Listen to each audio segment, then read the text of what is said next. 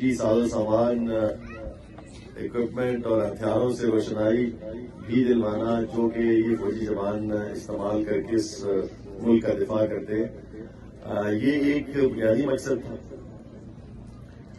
دوسرا جو مقصد ہے وہ یہ ہے کہ کوئی بھی فوج کسی بھی محاذ پہ پوری دنیا میں اس وقت تک کامیاب نہیں ہو سکتی جب تک اس کو عوام کی حمایت اور سپورٹ حاصل نہ ہو۔ الحمدللہ گلگت بلتستان کے اندر جتنے بھی جوانوں نے آج تک اس ملک کی حفاظت کے لیے اپنی ڈیوٹی سر انجام دی ہے،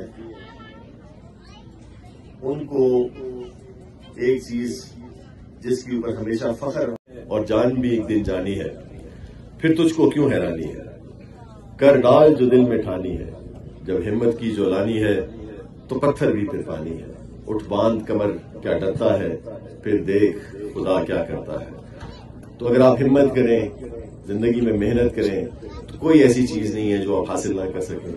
انشاءاللہ اللہ تعالیٰ کا بھی آپ کے ساتھ بھرپور مدد شامل حال رہے گی اور باقی بھی تمام لوگ کمیونٹی آپ کے ساتھ دے گی۔ تھینک یو سو مچ۔ اللہ تعالیٰ آپ کا حامی و ناصر ہو۔ پاکستان زندہ باد، پاک آرمی پائے